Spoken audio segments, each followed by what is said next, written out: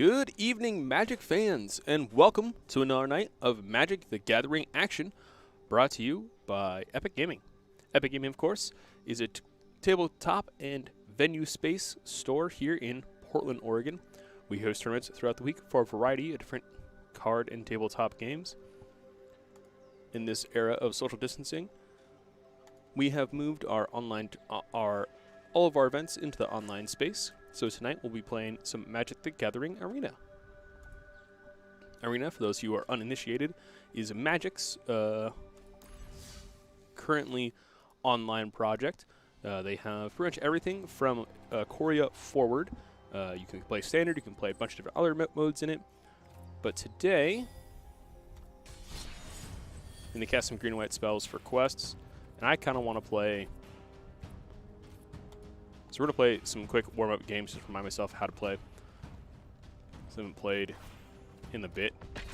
We're going to start off with Shrines. So in the most recent expansion for Standard, that's Core 2021, Magic released a new series of legendary enchantments called Shrines. Previously, the only shrines we had in Magic were from an older set back in like the first 5 years of Magic, I believe, was when Kamigawa came out. But the set or block it was from was Kamigawa.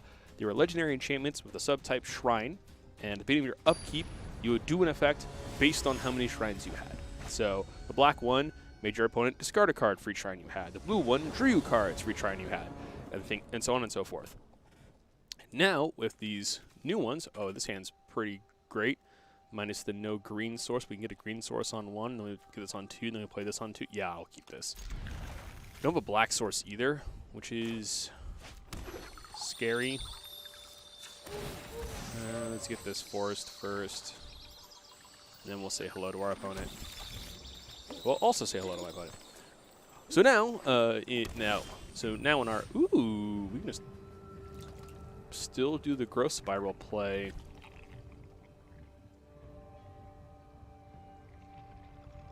No, we cannot. There's no way to do the growth spiral thing while also doing our Boreal Grazer. I don't need to. We can just play a land and then growth spiral, or play our Boreal Grazer, play land, play land. Do I want to draw a card? Do I want to value my life total? I do want to value my life total. I'm going to value my life total. I want to put this one into play. I'll put this into play. Awesome. So yeah, Wizards printed 5 new shrines. This is one of them. They're all sanctums in name, and they all have a pretty. They all have pretty neat effects. Okay, so this is going to give us. This is going to start fixing our mana and getting us where we need to be. And I like that. But also, if it doesn't resolve, for instance, he has 2 mana, so he can have Squelch in play up for it. So I want to hold off on it. We can just growth spiral at the end of turn.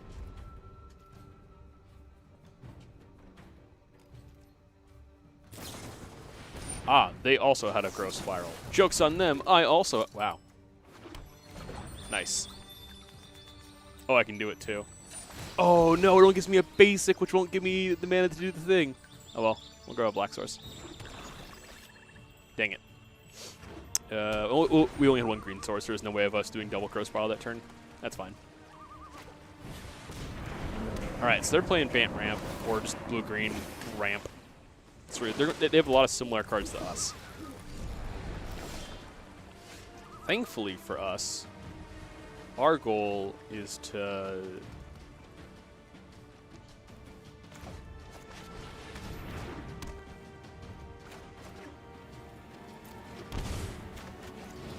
Thankfully, they're going to ramp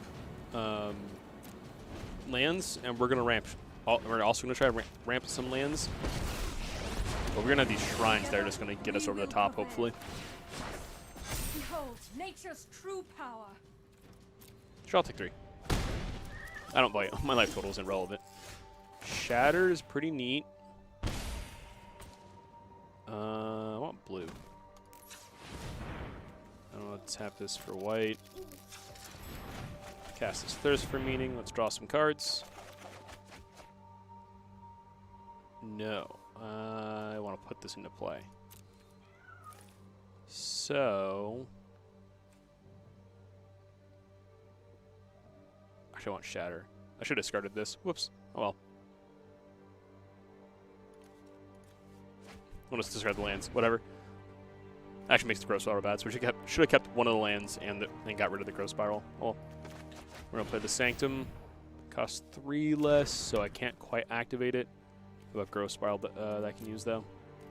Yeah, and at this point, we just kind of sit back and hope that our opponent doesn't have too much in the way of, like, enchantment disruption.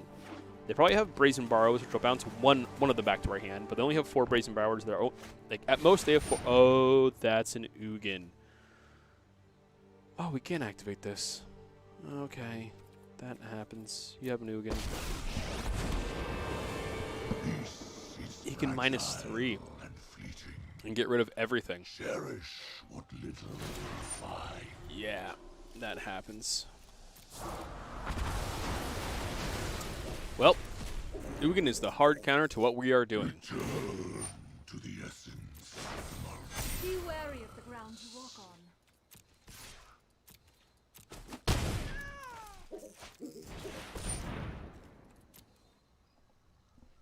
This game is most definitely over at this point.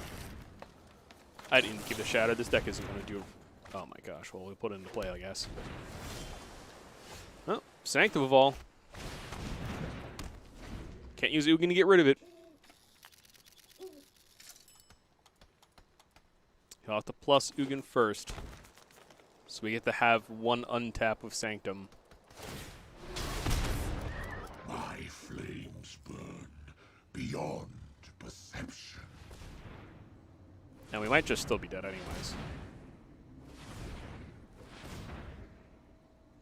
There's another 5 damage from sources. He hasn't activated Nissa yet, so he could untap a land, and that puts 9 on board, so he just needs 2 more damage beyond that. Krasis is big. Krasis is big and spooky. Doesn't kill us yet, though. Harness the elements. Yep, we're at 2. We are dead to a lot of things. Nice, Paradise Druid. So, what shrine? We're going to search the library for our shrine. What shrine helps us the best here? We want to draw into life gain or board wipe. We need a lot of things. So I think we're going to go with the draw to try and loot. So we draw for turn, and we draw for this. And then we'll get rid of this Shadow of the Sky because we don't need it. We're dead to this bad boy.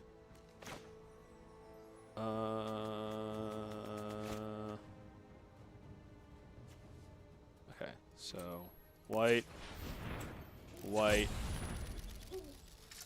anything, anything. Shadow of the Sky. Oh, we can't. We just straight up can't play the breeding pool because of the arrow. Well, now. Okay, we're dead. We did.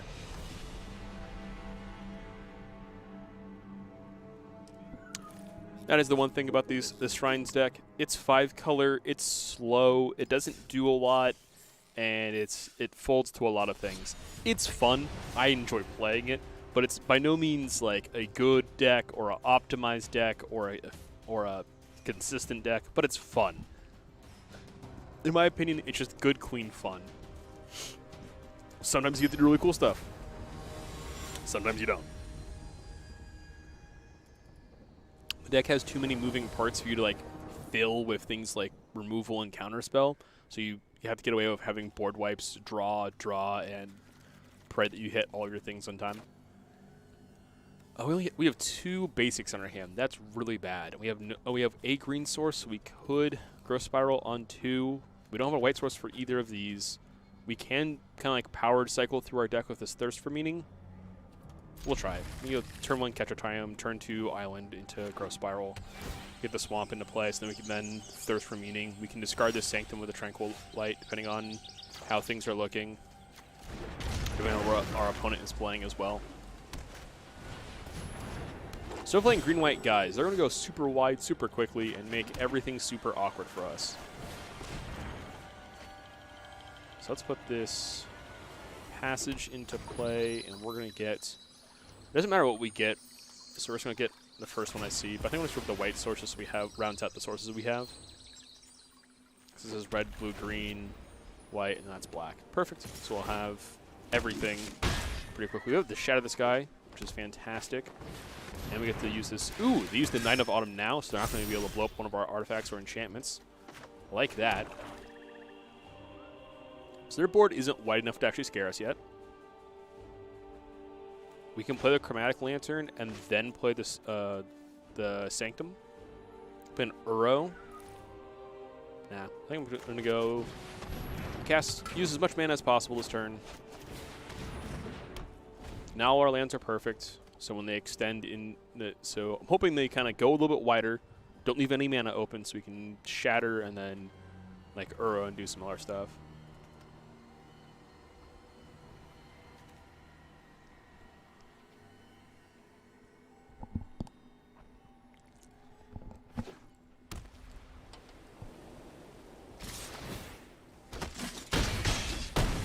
Yep, we're taking the beating.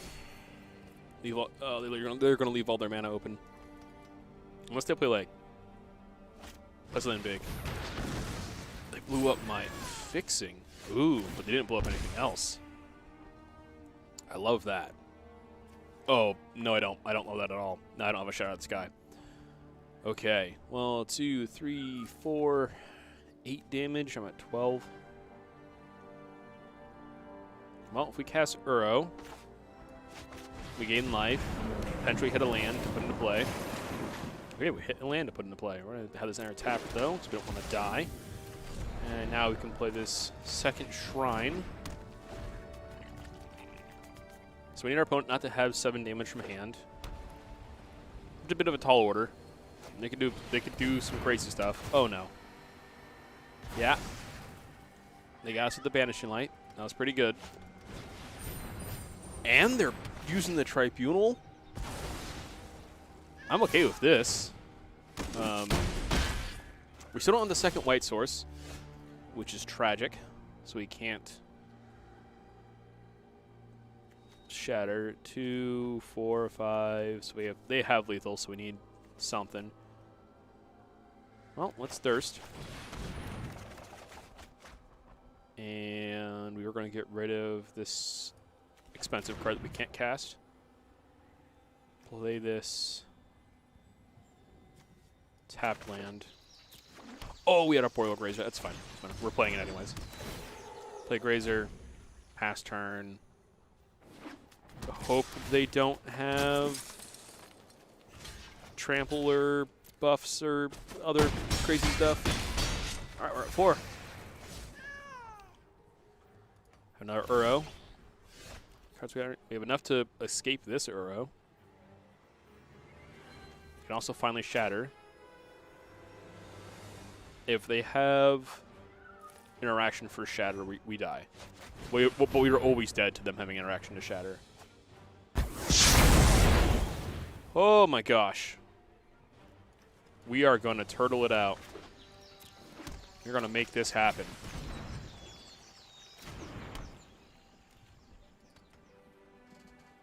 All right. Oh. Wait, create 3 of them? Only 3 of them. We're live at 1. Oh my gosh. We're living. We're living. Okay. Let's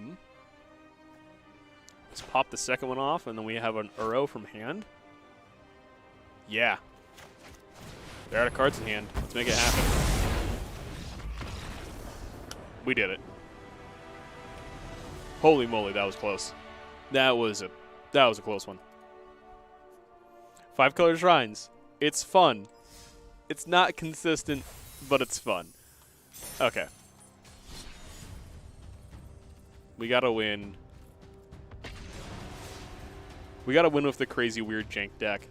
I'm gonna switch back to playing decks that I am I'm not gonna say I'm competent. No, I am gonna say I'm competent. We're going back to playing decks that I know how to play.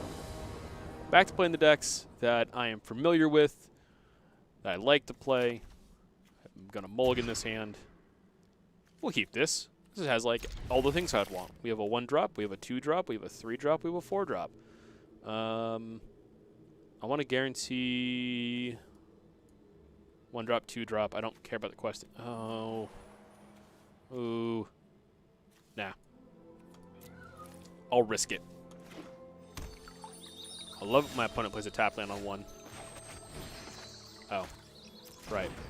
Land, then you play your creature.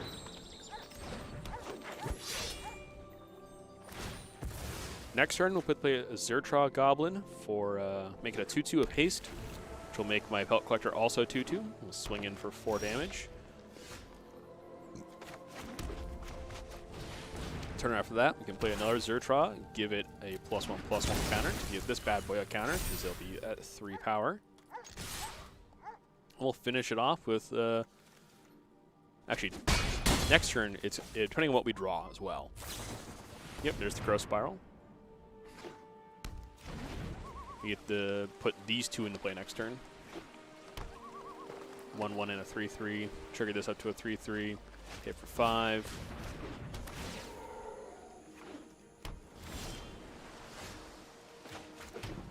Accelerating their lands. The question is, can we take this turn off and play a Rhythm of the Wild? They're not going to board wipe us because they're blue-green. They haven't played a single white source.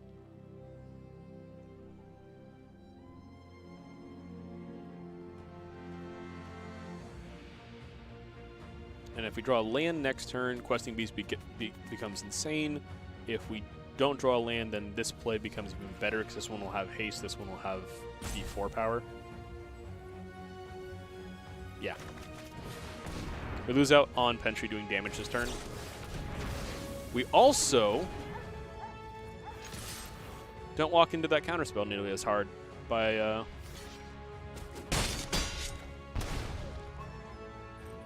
yeah. Okay. I'm trying to think. Do they have counterspell? What do they have this turn? Solemn. I forgot Solemn was in standard now. Gosh dang. Blue-green ramp has just so much. They just get to do so much. Alright, just give me a land. Thank you.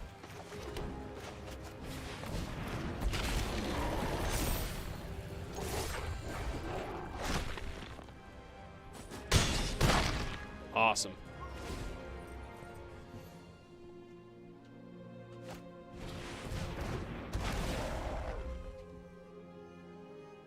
They're going to keep ramping. And they can do some double blocks. They can do some tricky blocking. But they're still going to end up a whole stack of big angry green boys coming in at their face. Can't block my 4/4. You have to do some one-on-one blocks to live. Perfect. Now we're going to draw some cards here, which is good for them.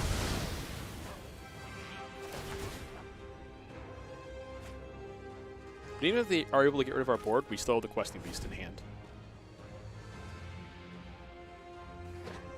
And a 2/2 in play, and a 3/3 in play. It probably was just smarter to attack with just the Questing Beast, as it had unblockable against this board. But I just like swinging for the fences, you know?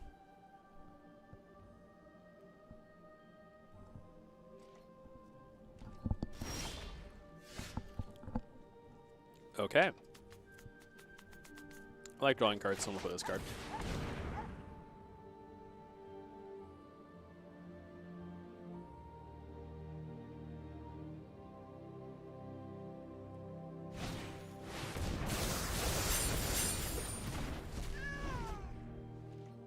I see.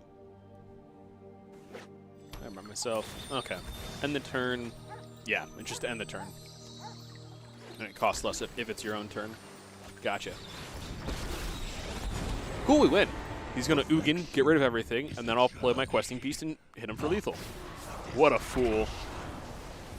And with that, GG's. Good game. Reality is unwritten. I want them to emote back before I kill them.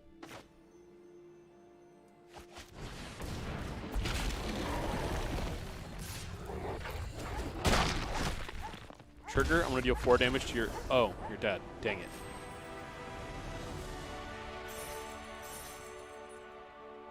That's the scary part. That's the scary part of standard right now. Ugin is a standard legal card again. Yeah, booster pack. Cool. Let's open that up. Give me something cool.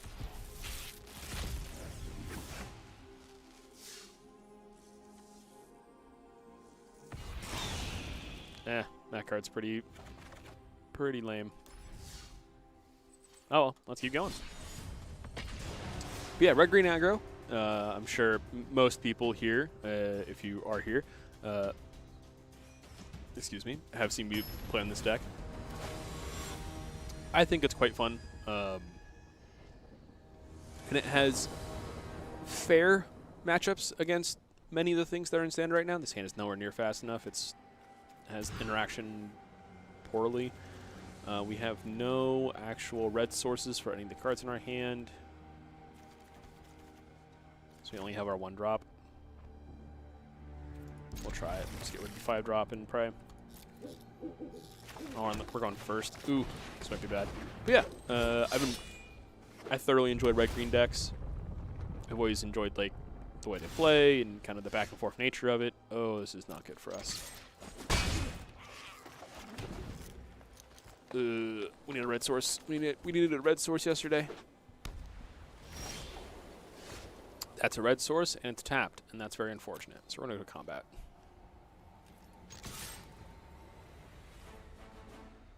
I think the worst part about Castle Embereth is that it itself is also not a mountain. So if you get a second Castle Embereth and you still don't have a mountain, it still enters tapped, which is fair. Oh no, this is the Winota deck. Oh no.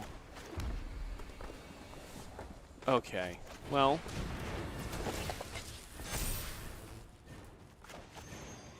Let's get rid of the Legion War Boss before he makes more tokens for my opponent to Winota with. And now we're going to leave our buddies back so our opponent can't quite... Oh, Hakaros. Protection from everything that isn't a 4-drop? Each Mercumus other than 4. Okay, so protection from everything but 4. Cool. Well...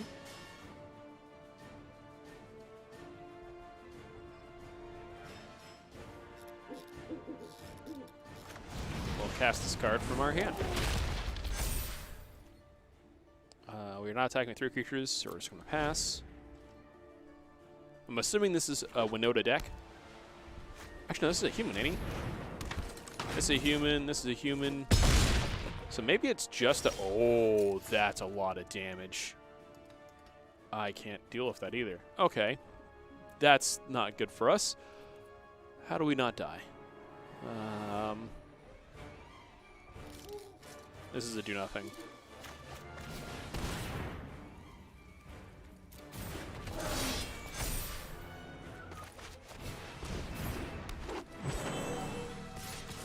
This is how we not die. Get rid of this Rhythm Wild, find me 2 different cards. Okay. We are actually just dead.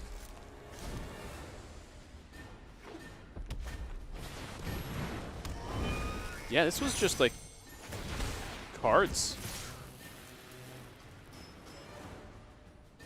I'll assign no blocks.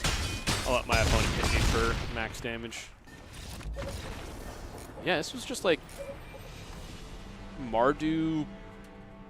Yeah, just like red, white, black cards. Okay, well. I'm doing the same thing with red, green, so I ain't gonna judge. I just had them pegged that they were on the, whatchamacallit deck. Red, white, Winota. We'll see what we can do in this game. Well, we've got 2 lands. We can play the tapped land on 1, and then things get a little awkward from there. We don't have a 1-drop, a bunch of 2-drops that kind of do nothing. Bone Crusher Giant, yeah, not going to keep that. This, on the other hand, I will keep. And I want to get rid of this Embercleave. Yeah, don't have the second red source for it. I'd much rather cast the other cards in my hand. Embercleave is great once I have a board, but none of the cards in my hand kind of really give me a board. Like, I have the 3 creature. Oh, I have the 3 creatures to make it cost 3 less. Okay. This is scary. We play the Gallia. We're not going to block with her, so we're going to attack with her. Next turn, if we don't draw a land, we can Domri's Ambush. Yep. We will Domri's Ambush and kill something. And Rock Knight, yeah. May's going to replay it. Oh my gosh, double Knight. That's a lot of damage. Okay, well, we drew a land. We're still not casting the big guy. We're just going to do this now.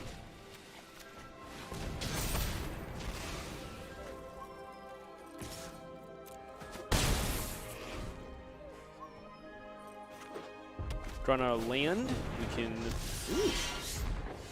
put a Questing Beast, but I'm actually kind of interested in doing this.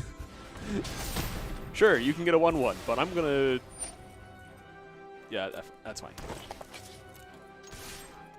I'm gonna hit you.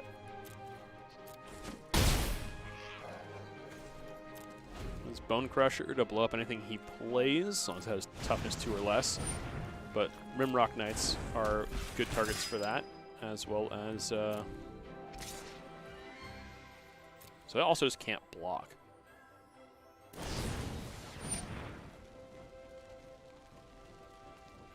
That's still fine.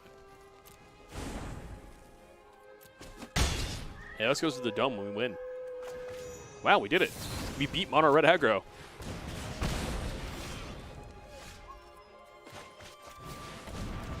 Oh, no, we didn't. I miscounted my math.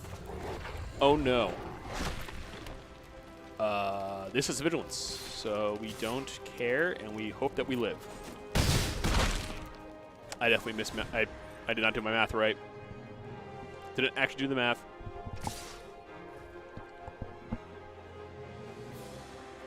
Rimrock gives only +2, and his 2 creatures attacking, so we can't Embercleave. Blocking here anyways. All right. Okay. We lived. Awesome. That was scary. Oh, okay, we did it.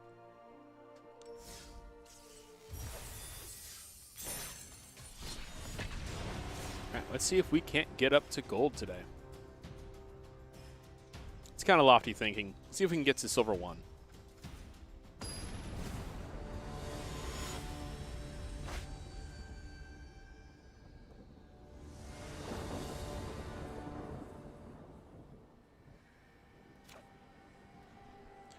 We can play our 1-drop on 1. We can play our 3-drop on 3.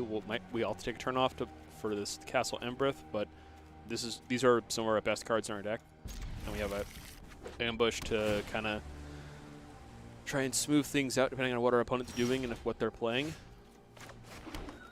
This is a very awkward draw because our red source is tapped. If we end up with drawing a land, we can play this on 2. If we don't draw the untapped red source, then we play this on 2. Yep. This does line up quite nicely, though, with the rest of what we have in hand now. My opponent's thinking really hard about letting me go to combat. They're like, oh gosh, what's he gonna do? He has 1 green mana, and he played a tapped land. Yeah, I'm going to attack you with a 1/1. If you have a blocker, you have a blocker. Flash it in. You're thinking really hard about 1 point of damage. Okay. Just Growth Spiral, man. Oh, no Growth Spiral? What? Okay. So what did they have that they were trying to bluff? Oh, now we draw the mountain. Okay. I still only have 2 mana. I don't remember if Quelch hits non-creatures. I think Quelch hits creatures. So we'll see if we can get this Spellbreaker to resolve. Might just have Petty Theft on the... There we go. Yeah, he probably just has Petty Theft or the Pelt Collector. So he has a Brazen Borrower in hand that he's contemplating bouncing back the Pelt Collector. That's all it is. And he's thinking really hard about bouncing it. There it is. is fine because we have a plethora of things we want to cast from hand. They left all their mana open, so I definitely don't want to walk into this counter spell that they have. They can also flash in that Brazen Borrower as a 3/1.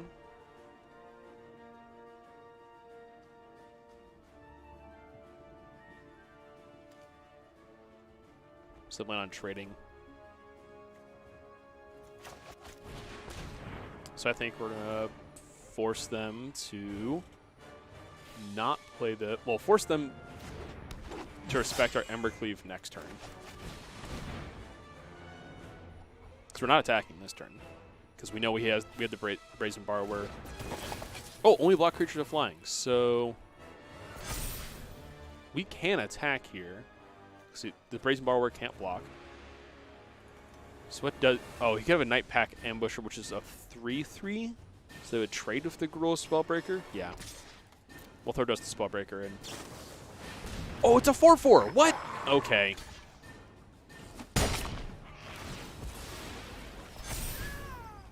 Still fine. Got trigger on Pellet Collector. Questing Beast next turn. Dang it. Okay, well. So the hard part here now is that they have all of their mana up.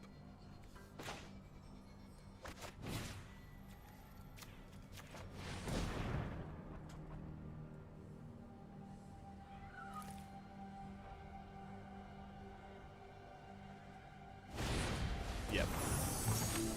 That's the other problem.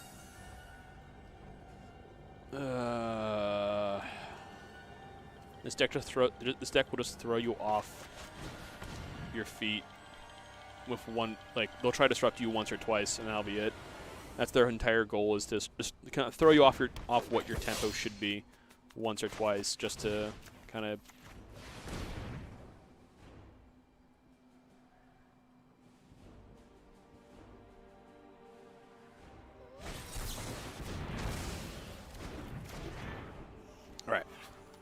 So they have 3 cards in hand, and they've gone through only 1 Mystical Dispute and 2 Brazens? Okay, well, gosh dang it. I would like to be able to not have to forcibly play around 7 different counter spells, but that's just not going to happen in this game.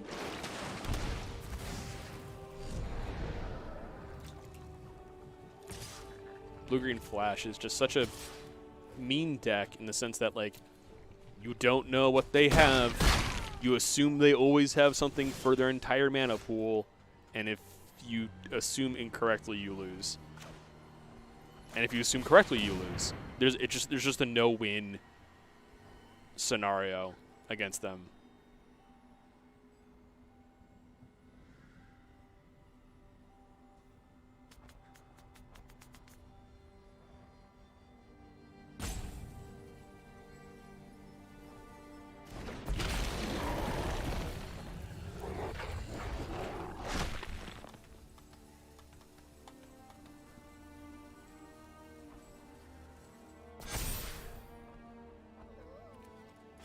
I don't mind losing this Embercleave to Gallia attack trigger, so I am just going to go to attacks and trigger Gallia, and be perfectly fine with this Embercleave going away. I'd much rather have 2 different cards. Never mind this. I'll trade these cards back. Okay, that's fine.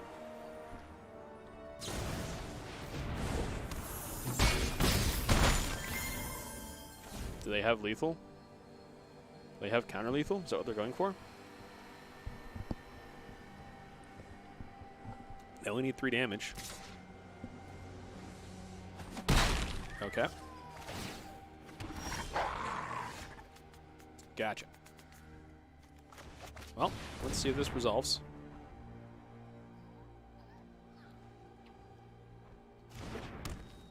Awesome.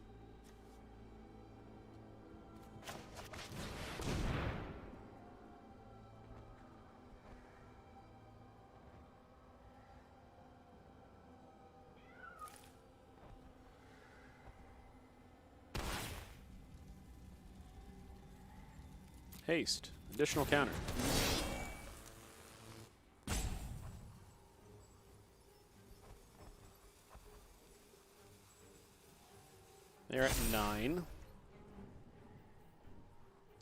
This is a free attack. This is a free attack.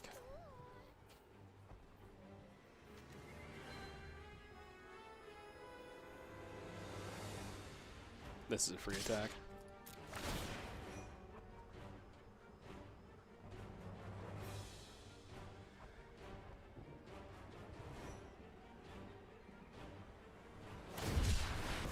Sharkfoon. Okay.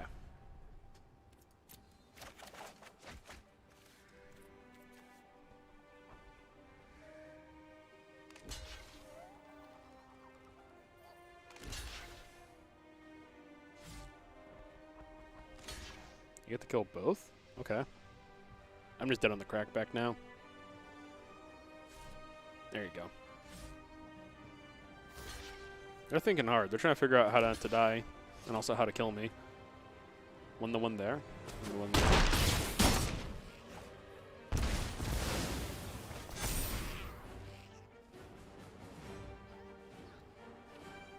Currently not dead unless they have a way to get rid of my Pelt Collector. Oh, cool.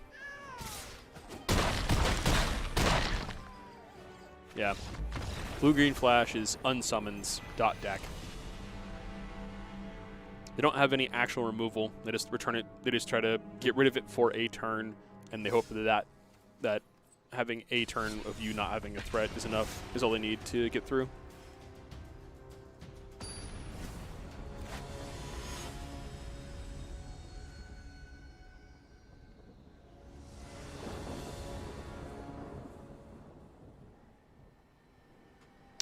It's so awkward playing against it because you can't play around what they're going to do because their cards do very different things at the same mana cost, and they play them not quite interchangeably, but they put their hands almost exactly the same. They go turn 1 tap land, or turn 1 land do nothing, and then they go turn 2 leave open mana no matter what.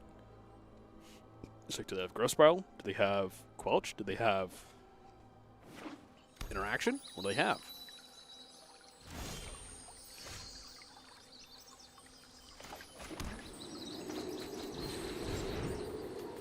Also, it's not popping your Fabled Passage on 1 before your opponent does anything is like really obnoxious to me, because now we have to sit through a full minute of waiting for our opponent to respond. Waiting for our opponent to decline. Every time something happens, we have to wait until our opponent says it's okay. The whole point of Arena was to cut out a lot of that needless waiting that happens in Magic when your opponent's trying to bluff having a spell and stuff. Like, this entire last turn could have been over a full minute ago. If they had gone on 1, play Fabled Passage, activate Fabled Passage, get my land, pass. Then I go, cool, play my creature, attack you. Awesome, great. We've moved forward. You've gained, like, I gained no information by knowing that you were going to get a land. I don't care about the color. The color doesn't matter. You're playing a Fabled Passage. You're playing a slow deck. Your colors don't matter to me. So, that little tangent aside, what are they doing in blue-black? I don't know, but I am going to play a Rhythm of the Wild. I have the mana for it. We're doing it now. Oh, it resolved. Awesome. That means they were going to rely on Hand Rip for getting rid of any of the rest of my cards, because they can't counter anything. Yep, Tyrant Scorn. They definitely had removal for something, but thankfully, not good removal.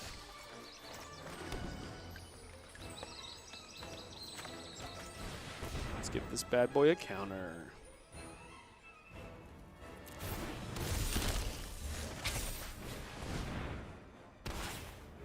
Haste. Counter. Combat.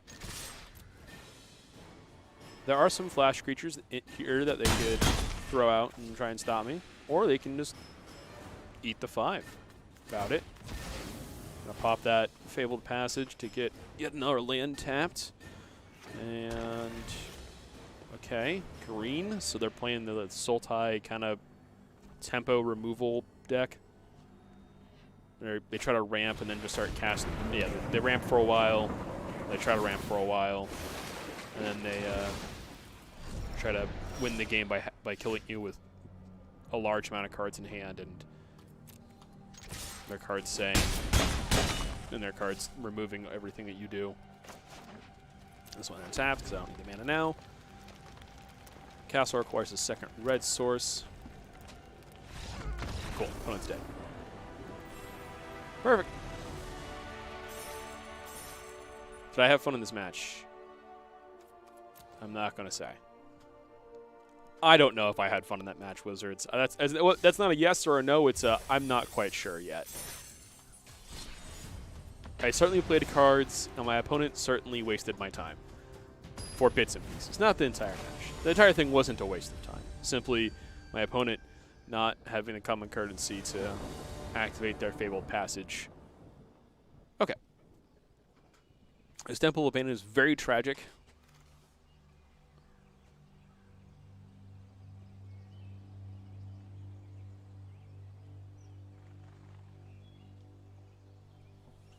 So I'm trying to figure out what this hand does. In what order am I casting the spells in this hand, or am I just shipping it away and coming back later? So we lead to the Temple. If I dealt with Pellet Collector on 2. Yeah, I like that. If I dealt with Collector on 2, either Rhythm on 3 or the Zertrot on 3. I want the Paradise Druid. I need threats and things that kill my opponent.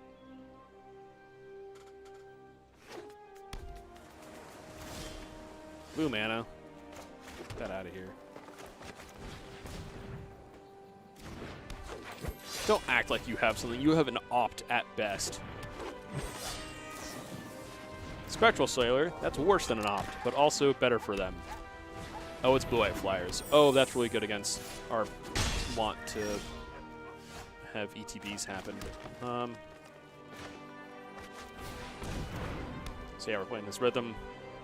Don't get to attack, because this 1-2 will eat our guys. Creatures in the battlefield don't cause, or dying. Whenever a creature enters the battlefield or dies. Great, so this is just a hard counter here. Okay. So we're going to need to find a Domri's Ambush or something. Creatures entering the battlefield, right? Okay. For each creature attacking, enters the battlefield attached to a creature, makes it a 2-2 with keywords. I have a really dumb idea. We're gonna Ember Lamau. Cool. This isn't good in the slightest, but it's all we got. I was kind of hoping he'd block with the Sky Cat, so he could kill the Sky Cat, lose the Pellet Collector, and then buff the other Pellet Collector, and then put the Ember Thief on that Pellet Collector and start going in. Oh, the Death Trigger wouldn't happen, because Hushbringer. Yeah, they're going wide. They're going big and wide and scary.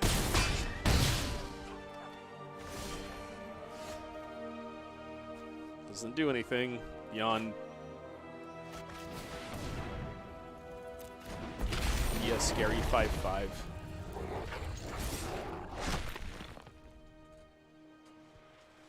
Four, 5, 6 in the air. Okay. Well, we're racing them pretty good here on the ground. If they don't get rid of the questing beast, they die to it. Never mind, we're dead in the air. Gosh dang it. I forgot they didn't block with Healer's Hawk, and I forgot that we were just dead anyways. That's fine. It was blue-white, and we had a really awkward keep. That Hushbringer carried them so hard. If the Hushbringer hadn't, if Hushbringer hadn't been their 2-drop, we win that game, I think, 100% of the time. The Hushbringer there was really good for them. Because then our 1/1s would have been bigger. They would have been so much bigger between all the different stats and everything else we had played. giving us a much more variety of plays to make. Okay, so we have 2-drop, we got 3-drop, we got 4-drop, we have lands to be able to cast everything we need, we have interaction, we have ramp. Sure, we'll rock it. And now we have fixing. I'll keep that 2-drop on top. That's a perfectly fine 2-drop. I don't know what they're playing quite yet. My assumption is mono white stuff. This is definitely a mono white stuff card.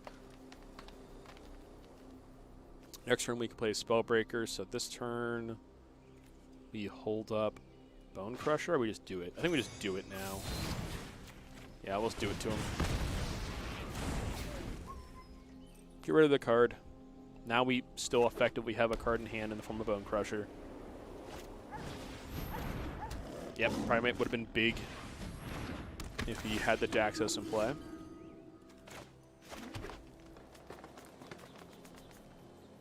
So we can play these two this turn. Or these two. Like that, actually. Play this 1-1. We'll play a 2-1 Hexproof. We'll make the 1-1 into a 2-2.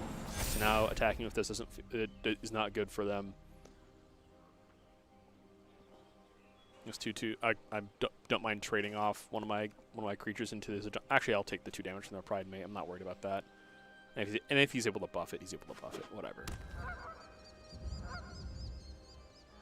Next turn we'll have 5 mana between our Paradise Druid, land play, and everything else. So we can play a Questing Beast in a 1-drop, or we can play a block, so I'll just take it. What does Lieutenant do? 4 mana, 3/4, pro multicolor. That's good against our Spellbreaker and Gallia and Zertrod and other cards. Put a counter on a creature. Whenever this or another creature dies, if it had a counter on it, make a knight. Oh, that's pretty good. Okay, so Questing Beast does not punch through.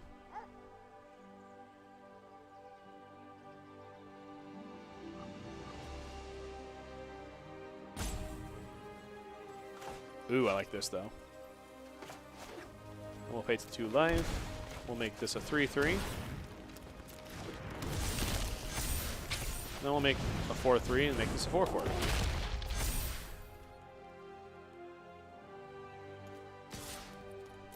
And I'll attack with my 4/4 with Trample. Alrighty. We have a 3/3 that can block only one of his, technically 2 of his creatures. That can't block the 3/4. And we have a 4/3 that can block the 3/4. And after all is said and done, we have a Questing Beast and a Gallia and a Zertrod. Ooh, that's a creature, isn't he? Is now. Oh, the blade. Okay, well.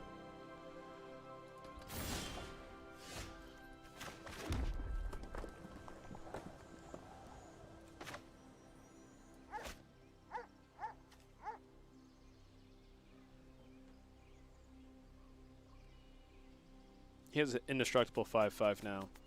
That's really bad for us. We also just can't really stop what our opponent's doing now because they've gone wide.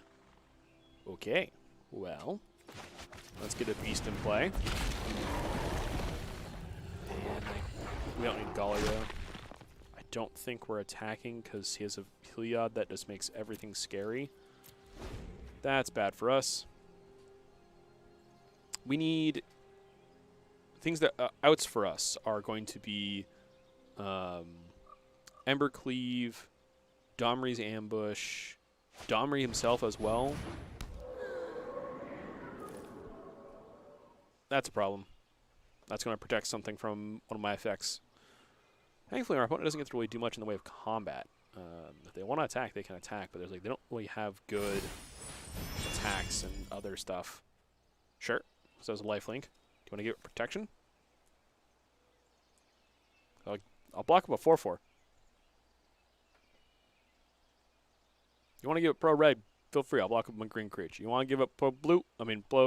Pro red, I'll block up a green creature. I don't mind trading off my dudes right now. Because if you attack with one of your guys and I get to kill it, oh gosh, it's a land. He could have attacked with Heliod. Oh my gosh. Okay, well. Play both these creatures. Attack with 3 guys we don't care about. And, Here it is, Forest. Or we can just go wide. They're not running Shatter, so it comes down to... Yeah. I'm just going to play everything onto the field. And eventually we'll get something.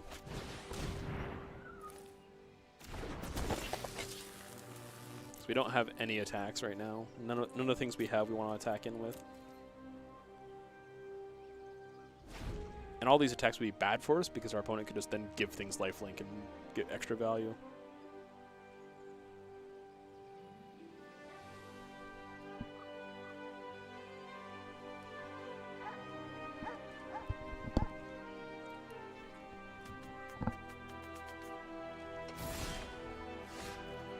And there's the Embercleave.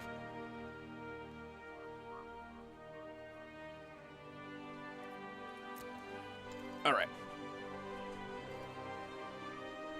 I want to attack with 3 creatures. I want to attack with things that either are hard to block, so I always attack with Questing Beast. We don't care if Surtrod dies. Spellbreaker has Hexproof. Yep. Attack.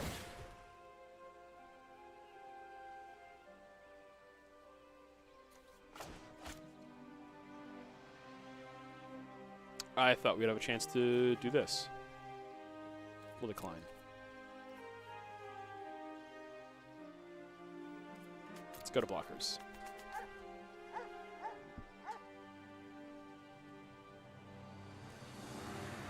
So it was probably wiser to swing in with the Bone Crusher as opposed to the Zertrod. Yeah, this is also really bad for us. So it should have been Spellbreaker, Zertrod,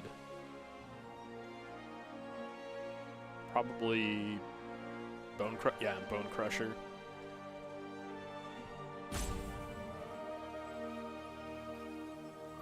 But now the Questing Beast dies, which puts a counter on Pelt Collector, and I can push 5 damage, or I can just push 10 damage here. Yeah, we're just gonna push the 10 damage on the Pelt Collector, on the Spellbreaker.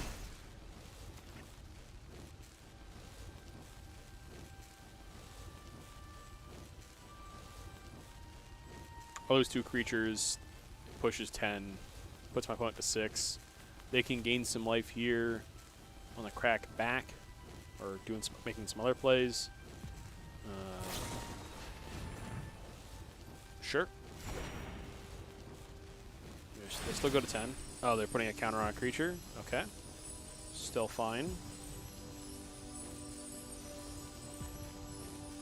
Okay.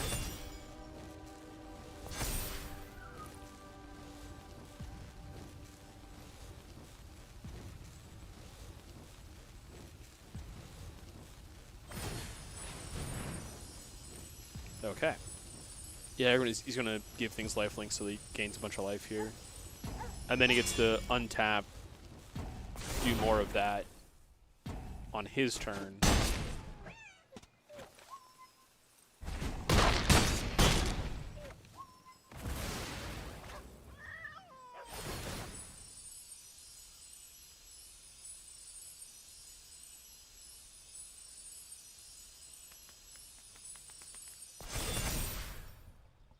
Okay, well, we're going to put this land, activate,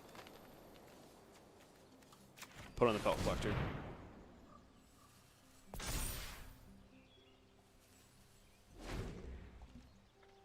Excellent. So now we have a 5/5 double strike to block with. Oh, Revitalize is good.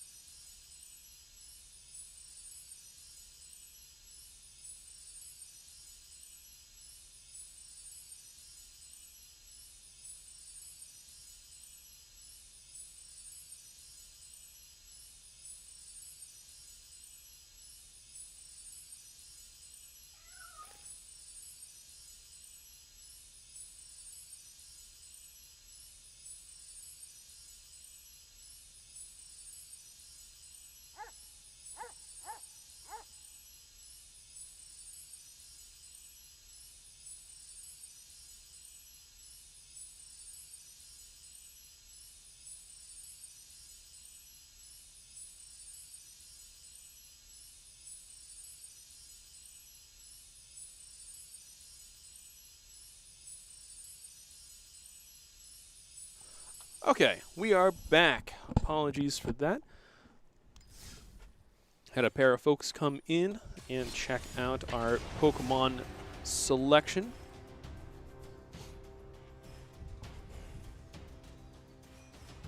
That last match was a little rough. We didn't see any of our really good interaction pieces. We were looking but what we needed there was our opponent not to quite match what we were doing, which is what they did the entire time, and they also were able to kind of go bigger than us.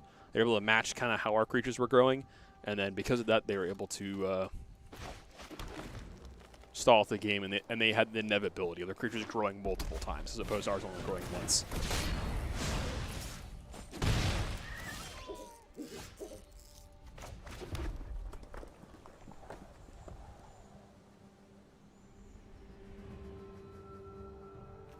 So I'll play this 3-3. Yeah, we'll play a 3-3 here. But we'll play a 3-3 this turn. Next turn, we'll play a Haster. Awesome. Yeah. Playing a 3-3 keeps my opponent from attacking. Love that. Now we go to combat.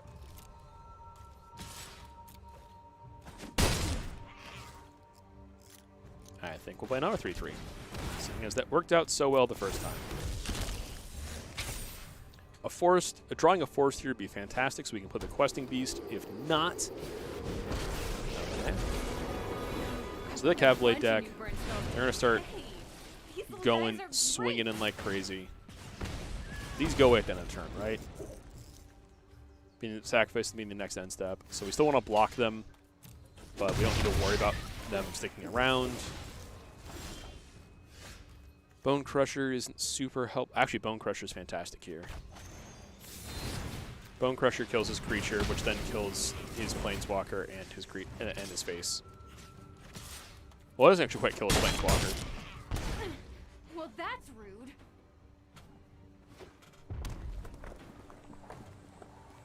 Thankfully, they don't have... Well, actually, I haven't seen this list in a while, so they might have some scary stuff coming in soon here. Don't worry. I brought company. We take 4 damage here from the 2 attacks and the 2 pings. And light up stage is pretty big. Thankfully, very good land for turn.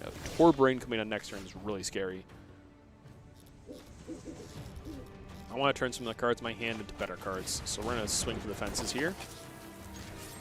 We want to put everything there.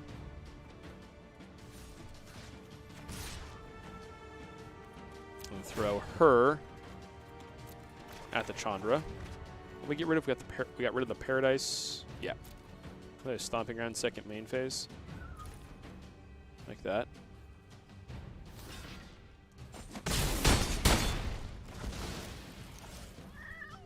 Play this tapped land. Hopefully we don't die. There's a very real chance we die here. Actually, there's a very high chance. I think we're just dead. No? It's only 9 damage. Don't worry. I brought But there's an Embercleave.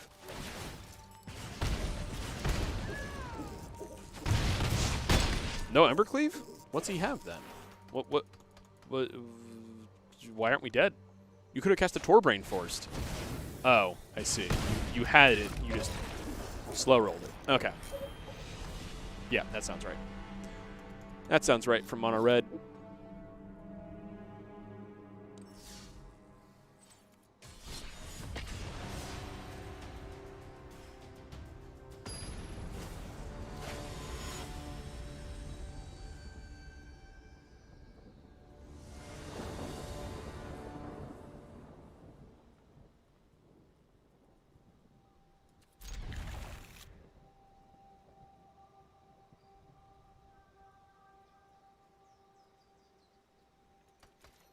Oh, wait, I wanted the mulligan that hand, not keep it. Did I click the keep? I did. Okay.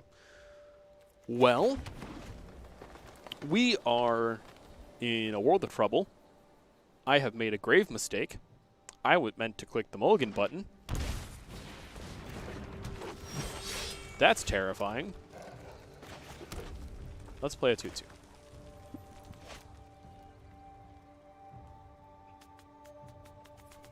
I guess which 2-2 am I playing? Playing the 3-3 or am I playing the 2-2? Let's play the 2-2. Play the 3-3 next turn. There's a chance my opponent also plays a Gallia next turn, and then... Ooh, that's a pretty forest. Oh, Scoos, okay. Trigger there, swing for 2. Sounds good. Land for turn. Let's play the Rhythm first. Not offering a trade.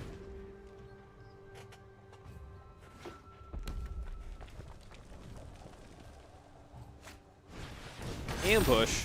Oh gosh, they're really hard as playing my deck. This is probably an updated version of the list that I'm running. Because we just pulled this list from someone we found online.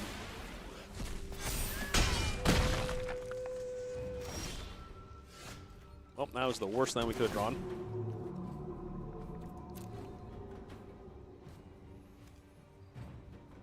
Wait, we're not dead yet. So let's play a second Rhythm. Give everything super mega riot. 4 mana 6/6. Oh, we're just dead though. All right, we're at 1. We got this. Ha ha. +1/+1 counter. +1/+1 counter. Attack. Not really. No attacks. We lose. And with that, well played.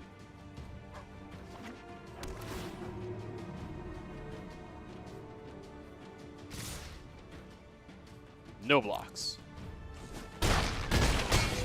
I do like the addition of Skews.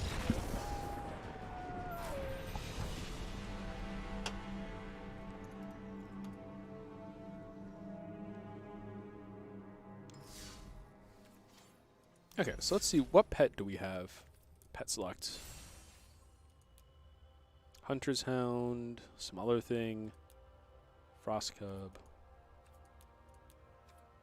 I want that, but oh, we only have that hound. Oh, we'll try the dog. I like the dog. All right, let's see if we can't get a couple more wins before we call it. It is 7:30. We are going to be wrapping up the stream soon-ish. Not quite immediately, but pretty soon here. This is a pretty lackluster curve. This is not a hand we can keep. It's the one we're dealt. Thankfully, we can get rid of both these Castle Embrifs. We just need our opponent not to have removal for our Paradise Druid. If we draw any land or another Paradise Druid, we'll be able to cast the Questing Beast fairly, not quite on curve, but we'll be able to cast it, which is, you know, nice. All right, there's our land for turn. They're going to pop it now because they're respectful of our time, you know, like a good Magic player is. So we unfortunately cannot develop the second Paradise Druid while doing something else. I want to develop that second Paradise Druid so we can put a Questing Beast next turn. Questing Beast is going to be our best chance at... Okay, then. Never mind. Everything is terrible.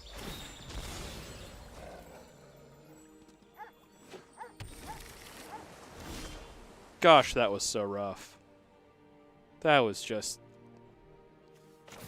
the pits, man. Yeah, we'll play this 3-3.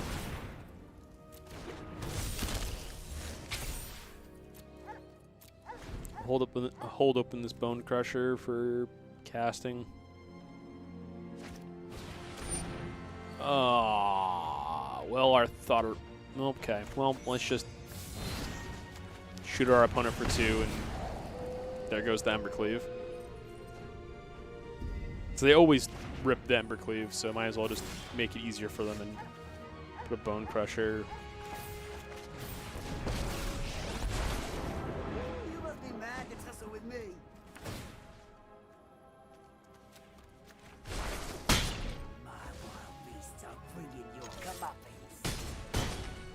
Okay, well.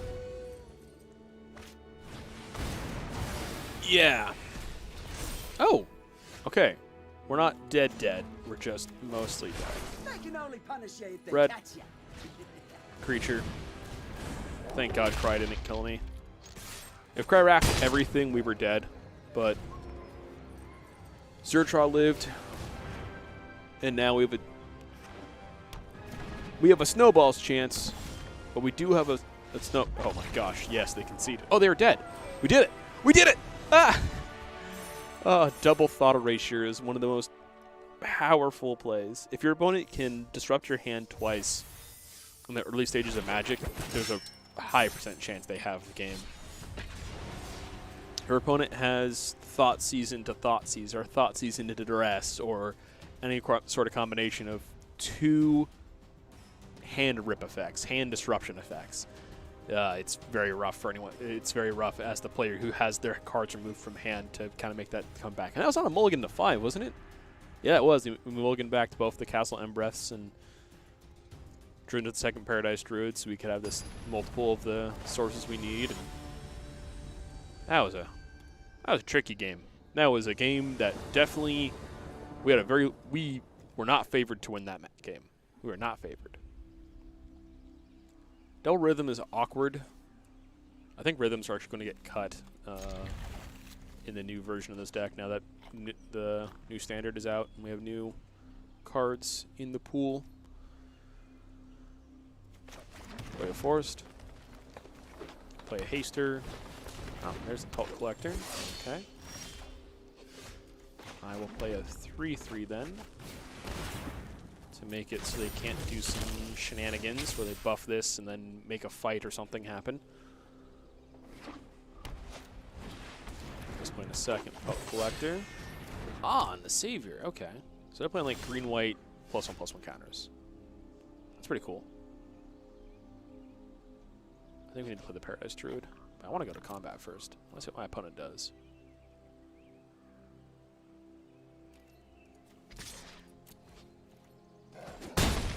Cool. Druid's definitely not blocking. The Druid is definitely going to exist. Best part is we can play a Domri next turn. I'm assuming our Paradise Druid's going to live. Our opponent's playing green-white. They don't have anything that's going to... Wow. Another Pelt Collector. And they're holding up the white mana. Okay. So we can play a Domri here. We can then plus Domri and get a Pellet Collector. Or we can minus Domri and get rid of one of their things, but then they just protect it with the dog. And they get to attack back and kill the Domri. So I think we're going to play the Domri plus and get a Pellet Collector. Ooh, I look forward to seeing you running away. Ugh, nothing disgusts me more than law and order. Ugh.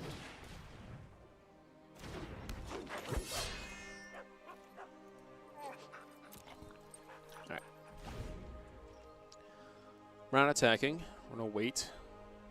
See what our opponent does about the Domri.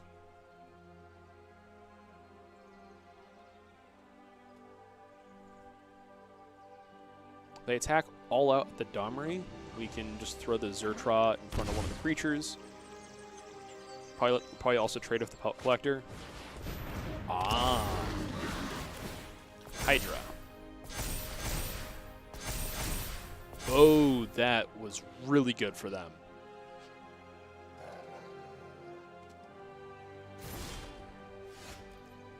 They did not choose to do anything there. Okay.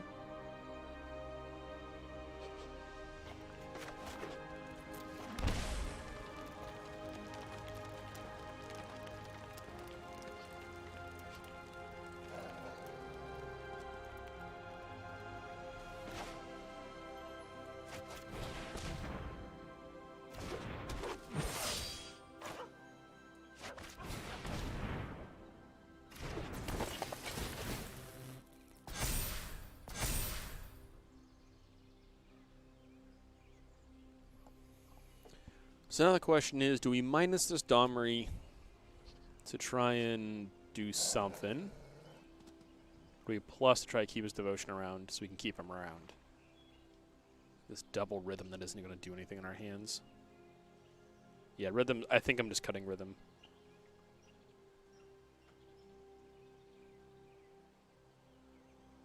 Am I minusing or am I plussing? So it doesn't have evasion yet. I'm not too scared, and we can do some other stuff. So we're just going to float the mana and pass. Busting heads is my bread and butter.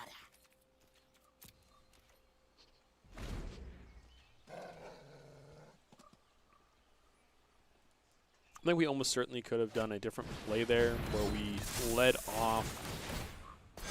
Okay.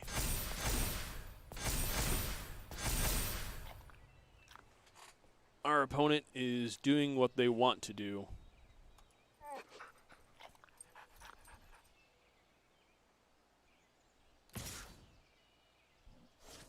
Does not have trample. Does not have trample. Has no mana to give it trample. I don't think there's any evoke spells that give things trample. If he wants to swing out at Domri, they can be my guest.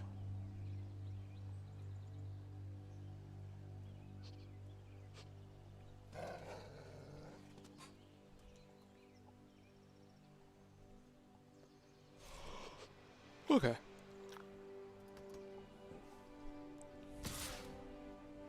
Oh, I'm thinking about it still.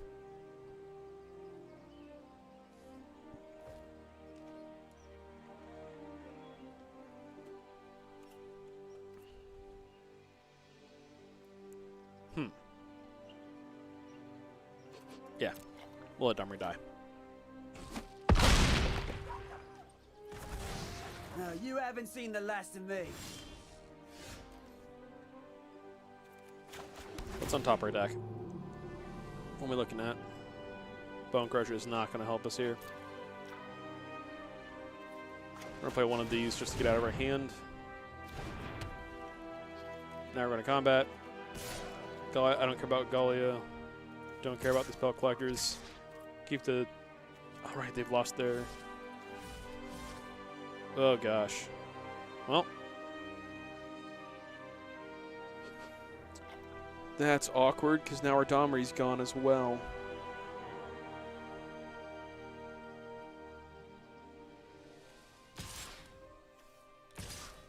We do this, we're left with a Hexproof 2/1 that gives us mana. And a 3/3. Sure. Losing 3 creatures.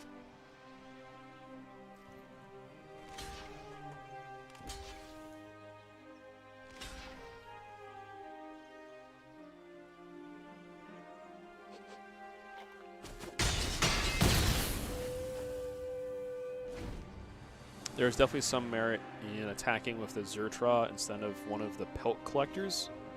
That way, when the Zertra dies, one of the Pelt Collectors grows up to being a 3/3.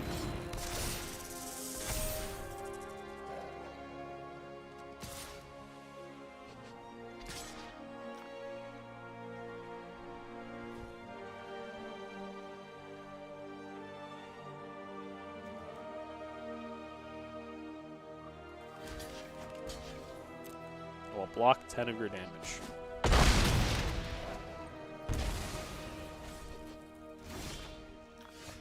That was on top of my deck? Really? Awesome.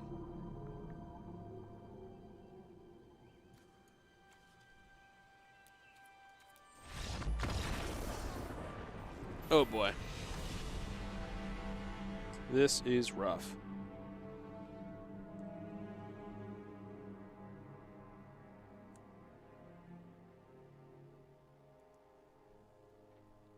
Okay.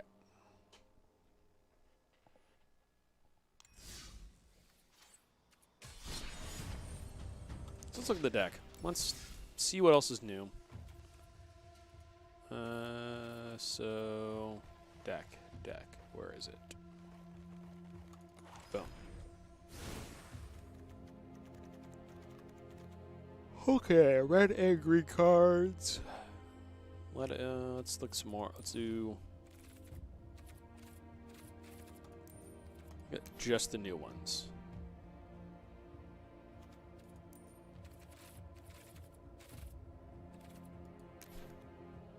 Oh, these are all 2021s. Okay, cool. This was in 2021. This was just printed in Theros. Okay, whatever. Okay, so what do we got? It's a new Chandra. Discard your hand. Do some stuff. It's a 5-drop. That's way too much. Gotta cut the Skargan Hellkite to begin with. And the Rhythms. Domri's fine as a 1-of. I like Pell Collector. Druids are fine. I think ambushes are fine. 3 ambush, 3 bone crusher is fine. Incinerator does X where costs X less, where X is non-combat. I'm only doing combat. Kaiser, Hellkite, Terror of the Peaks. It's a big thing. We're looking for like lower cost stuff. Zuza doesn't help us. Cultivate is a bit too slow. If we were running Gooses, this would be great, but we're not. Scoozes are good. We can run the Scoozes in, like we were thinking, like we saw the other guy do.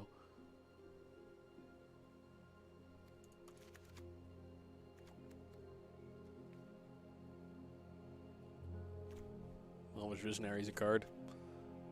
I'm not too interested in putting that in the deck. Alright. We have Ugins? Oh, baby. Deck does not run Ugin, but it'd be cool. Deck also doesn't run Solemn. That's way too slow. So let's turn the filter off.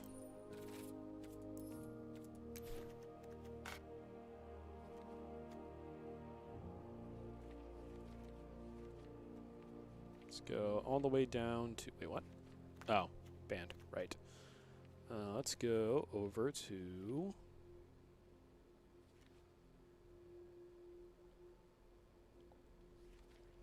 the red-green section.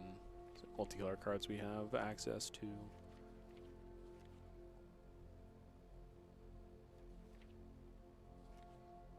Or red-green cards. Come on. Here we are. Guild Mage, Guild Gates, slow stuff. Tells your turn, has first strike. Look at the top of your library anytime, you pay lands in the top of your library. Okay, 3 mana, 3/3, and you can pay. Okay. This is also in the deck list at one point. This hits all of my creatures.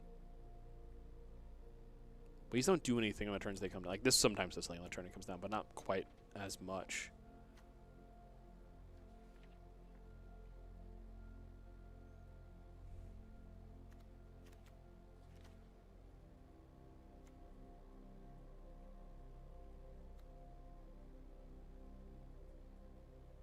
Yeah, we'll try it. We'll try the...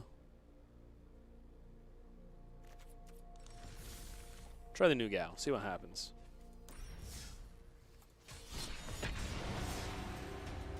And on the side, I'm going to look up red-green aggro.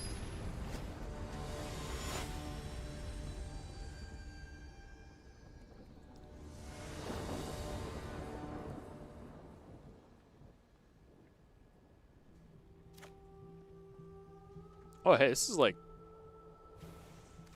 exactly the hand we want to keep.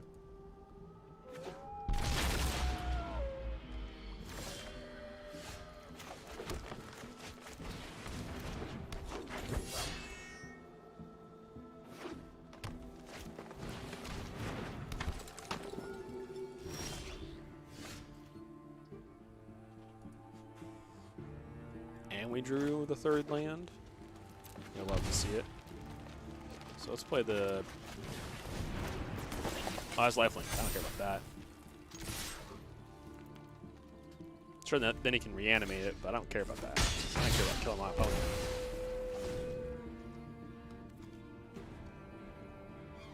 Yeah, so if he's able to reanimate it, you can instead get back something much bigger and scarier.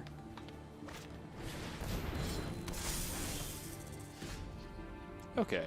So it looks like lists are running... Oh, well, let's focus on the game ahead of me.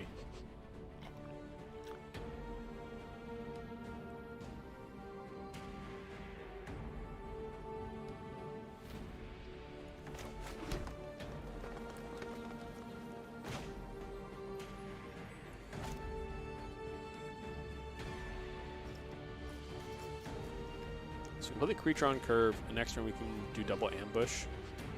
Yeah, look at that. And 3/3 eats everything. So let's make this a 4/4. And not attack. We could attack the Pelt Collector. Don't want to attack the Gallia, though. So yeah, it looks like lists are now running 4 Bone Crusher, 4 Paradise, 4 Pelt Collector, 4 Questing Beast, 3 of Rada, the new card we just added, 4 Robber of the Rich, 4 Scavenging Ooze, and then 2 Terror of the Peaks. Let's see what Terror of the Peaks even is. 5 mana, 5/4 flying. Spells that target this cost 3 life to cast. Every creature in its buff under your control. This deals damage equal to its power to it. Okay, that's pretty good. All right. Oh, whoa. That's a Pulachronos. That's actually great for us. Wow. Absolutely fantastic. Oh, prevent that much damage. Oh no, yeah, that's just great for us. And we do this. Let's get this bad boy out of here. Let's go to combat. Kia! 5/5 trample. It was me with the 4/4. We can draw cards. Nah.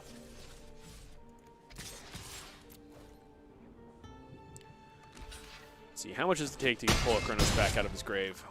It takes escape 6 other cards. Cool. So they gotta get a lot of cards out of their graveyard before they can. Oh, okay. So then mill 2, then bring back the Archfiend's Vessel. Oh, bring back the Polycay. Okay. That's not good for them. Because they're just gonna die here. Yep, there's the next and last one that we need to cast. All right. All right, we're still sitting around Silver 2. We're about halfway out of Silver 2. I think we're going to play one more game. So I don't quite have the... I don't think we quite have all of the cards for this new list, although I am going to be mentally saving it. I'm going to look at some more lists beyond just this one. But I like what I like what they have. They're still running the 4 of Quest. Oh, they're not running the Gruul Spellbreakers anymore. Okay. Well, I'm mulliganing this. We have no green sources. This doesn't seem like the best, but we'll keep it for now. And we're going to get rid of the Embercleave. Yeah, Embercleave. Actually, it might have been the Pelt Collector since we're not casting it on 1. No, because that's our 2-drop. Do you want this basic forest? No. We already have our... We have the mana for the things in our hand. If we can avoid drawing lands, that's good for us. Hey, we drew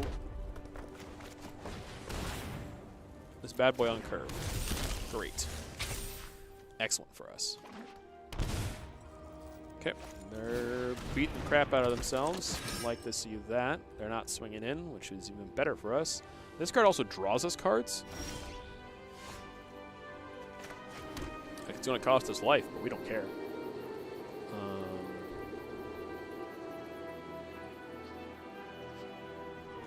We already put a land for turn, so we don't need to do this yet. Actually, it sets us up to be able to see our land for next turn for this.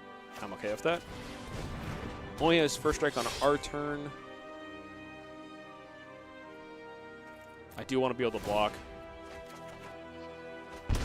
Top card to force, so we're drawing that on our turn, and then we see another card on top. And now we have the 4th land for our Questing Beast. And you currently can't block our Questing Beast with all these creatures, because all these things have less than 2 or less power. I will play this land for the top of my deck. I'll play this Questing Beast. I'll attack a Questing Beast, and this thing has first strike. Perfect. They can't deal with the first striker because it kills their things. And they... Oh, so these don't even have Death Touch. I was thinking these things had Death Touch. Water. I'm not scared of them. They should be scared of me. Got Galia coming up off the top of the library. For our 5th land. Okay, so I'm really liking this card already. Just fantastic.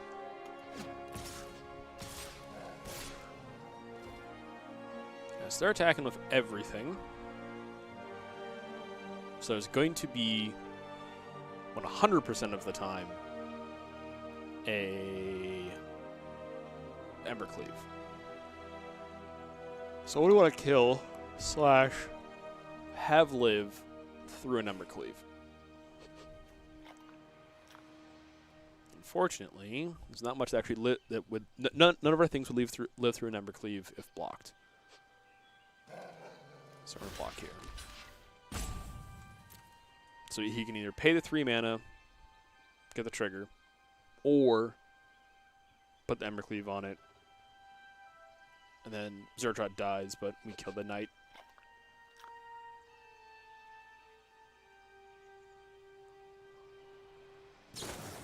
Yep, there's the Embercleave.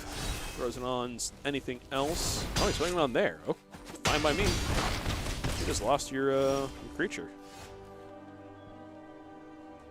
And we got a Questing Beast on top. Love to see it. Okay, so that's 7 damage. Oh, they're just dead.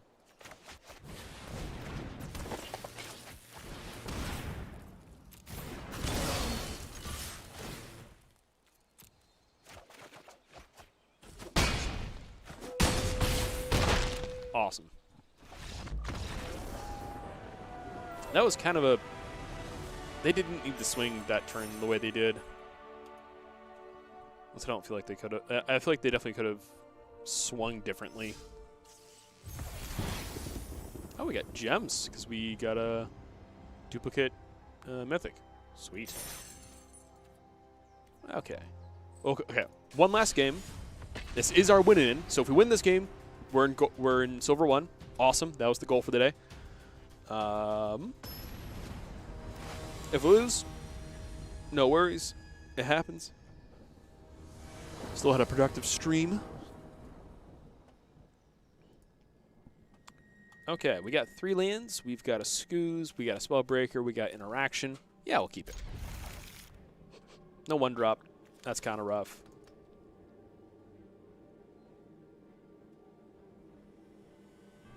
But we have Scooze, Spellbreaker. We got this Embercleave, this Ambush.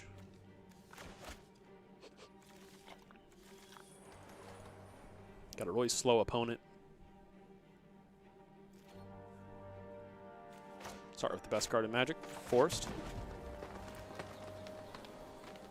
Always be careful of how you play your lands. I definitely made a mistake at a GP once because I played...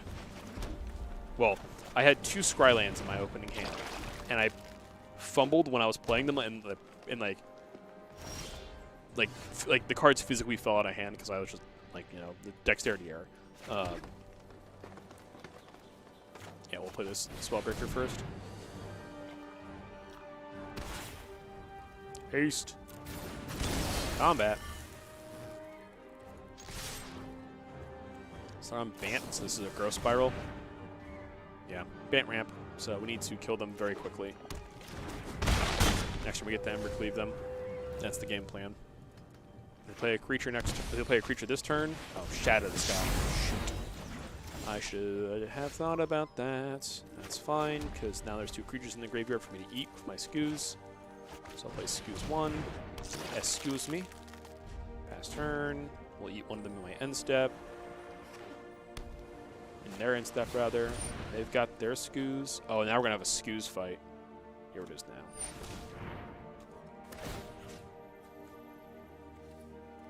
My graveyard. Actually, yeah, my graveyard. I'll eat one of mine before they can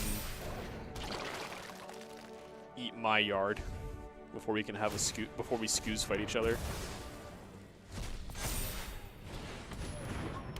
Whenever you draw your second card each turn, create a cat, and then until your turn, make your creatures have stats. Okay.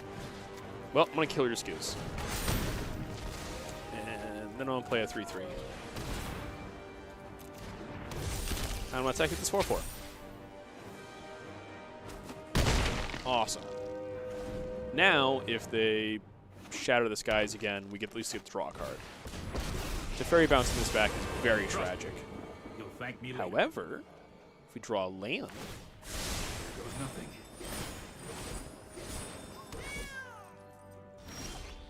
that's not a land. I was really hoping for a land. Gosh dang it.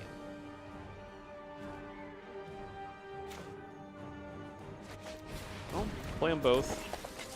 Walk into the second shatter. All attack at my opponent's face. They want to use the cat token to trade, that's fine. Push the 3 damage. You're on a board wipe. Maybe no board wipe?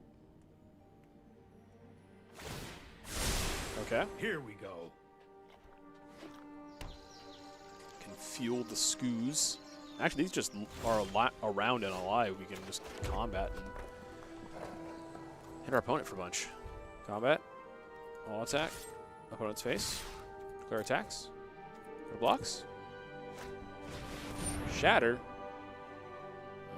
I have 2. Yes. Activate. Eat my opponent's dude. Activate. Eat my dude.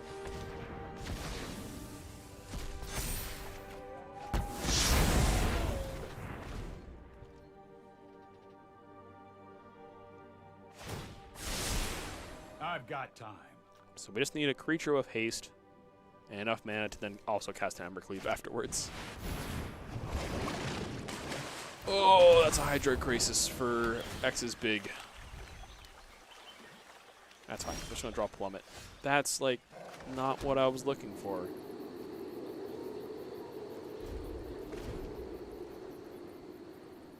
We are in trouble.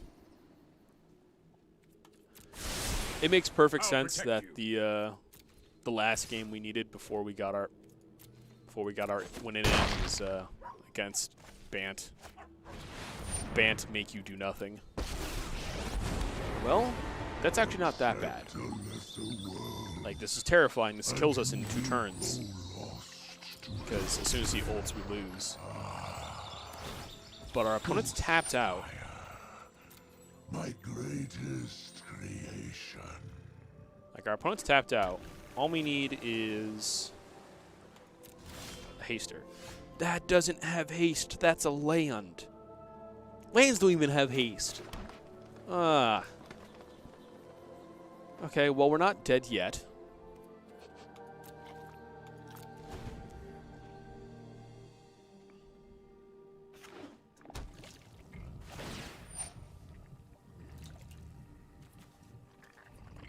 All right. Trust me. Each one can I only have a cast plan. sources anytime they can cast them. Can only spell. Yeah. So I can't even flash in these Embercleaves. Even if I wanted to, because of Teferi. Oh my gosh, Teferi's dumb. Teferi's dumb. Okay. Land. 1, 2, 3, 4, 5, 6, 7. 7? No, we're good. Surtog Goblet. Haste. Embercleave. Equip. Attack face.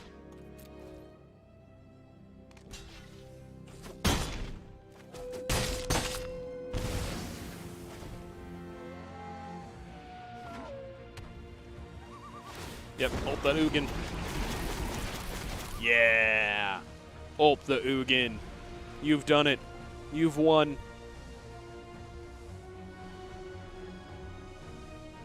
Gain 7 life, draw 7 cards, then put up to 7 permanents cards from your hand into play. I will protect the virtue of this world.